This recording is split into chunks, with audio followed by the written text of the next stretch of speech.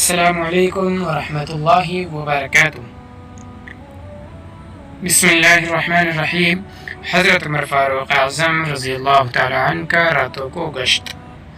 حضرت عمر رضی اللہ عنہ نے حکمرانی کرنے اور نظام سلطنت کو چلانے کا بے مثال انداز دیا ہے۔ ایک حاکم کی کیا فکریں ہونی چاہیے اور رعایا کی خبرگیری کے لیے کیا طریقہ کار اختیار کرنا چاہیے، اس کو بہتر طور پر آپ نے پیش کیا اور بتایا کہ جس کے دل میں خوف خدا اور آخرت کا احساس ہوتا ہے تو پھر وہ تخت اور حکومت کے ملنے کے بعد اپنی عوام کی فکروں سے بے نیاز نہیں ہو سکتا۔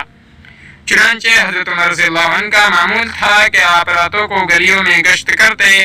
جب لوگ آرام و راحت کے لیے گھروں میں چلے جاتے، آپ حالات سے آگہی حاصل کرنے اور پریشان حالوں کی پریشانیوں سے واقف ہونے کے لیے باضابطہ چکر لگاتے، اور جو کوئی مصیبت زدہ ملتا، پریشان حال نظر آتا، مسافر یا اجنبی غم کا شکار دکھائی دیتا تو خلیفہ وقت خاموشی سے کام انجام دے جاتے اور احساس تک ہونے نہیں دیتے کہ یہ وہی عمر جس کی عظمت کے ڈنگ کے عالم میں بج رہے ہیں۔ ایک رات آپ گشت کر رہے تھے کہ مدینہ کے 3 میل فاصلے پر مقام حرا پہنچے۔ دیکھا کہ ایک عورت پکا رہی ہے اور 2-3 بچے رو رہے ہیں۔ پاس جا کر حقیقت حال دریافت کی۔ آپ نے کہا بچے بھوک سے تڑپ رہے ہیں، ان کو بہلانے کو خالی ہانڈی چڑھا دی ہے۔ حضرت عمر اسی وقت مدینہ آئے، آٹا، گھی، گوشت اور کھجورے لے کر نکلے۔ ساتھ آپ کا غلام اسلم بھی تھا۔ اس نے کہا کہ میں لے چلتا ہوں، مجھے دیجیے۔ آپ نے فرمایا کہ قیامت کے دن میرا بوجھ تم نہیں اٹھاؤ گے۔ پھر آپ خود ہی سامان لے کر اس عورت کے پاس آئے۔ اس نے کھانا پکانے کا انتظام کیا۔ حضرت عمر خود چولہا پھونکتے تھے۔ کھانا تیار ہو جاتا تو بچے خوشی خوشی اچھلنے لگے۔ حضرت عمر دیکھتے تھے اور خوش ہوتے تھے۔ رات میں گشت کے دوران آپ نے بے شمار پریشانوں کی امداد کی اور آپ کا مقصد بھی یہی تھا کہ تنہائیوں میں نہ جانے کتنے لوگ پریشانی سے دوچار ہوں گے، ان کے پاس کام آیا جائے۔ اس سلسلے میں بہت واقعات ہیں جن سے آپ کی ہمدردی اور فکر مندی اور رعایا کی ضرورت مندی کا خیال رکھیں گے۔ حضرت عمر رضی اللہ عنہ کے خدمت خلق کا انداز بھی بڑا نرالا تھا۔ گلیوں میں گشت لگاتے تھے۔ نظام خلافت ایسا بنایا تھا کہ کوئی ضرورت مند محروم نہ رہنے پائے۔ حکام اور اعمال بھی ایسے متعین فرمائے تھے جو ہر وقت راحت رسائی کی فکر میں کوشاں رہتے۔ ساتھ میں خود امیر المؤمنین حضرت عمر فاروق رضی اللہ عنہ بھی ضرورت مندوں کی حاجت پوری کرنے میں لگے رہتے، بلکہ آپ کی زندگی پوری انسانیت کی خدمت میں گزری۔ اسی میں آپ کو مزہ آتا اور دل کو سکون و راحت نصیب ہوتی۔ حضرت طلحہ فرماتے ہیں کہ ایک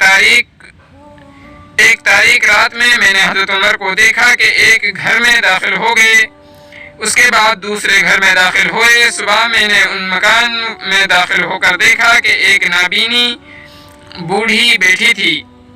میں نے اس بوڑھی سے پوچھا کہ وہ کون تھے، تجھے معلوم ہے؟ اس نے کہا وہ اسی طرح میرے پاس آ کر میری ضروریات کو پوری کر کے چلے جاتے ہیں اور صفائی ستھرائی کر کے واپس ہو جاتے ہیں۔ میں نے کہا کہ وہ تو عمر ہیں۔ ایک رات آپ مدینہ کے ایک راستے سے گزر رہے تھے تو دیکھا کہ ایک خیمہ لگا ہوا نظر آیا جو کل نہیں تھا۔ اس کے باہر ایک بدوی بیٹھا ہوا ہے اور اندر سے رونے کی آواز آ رہی ہے۔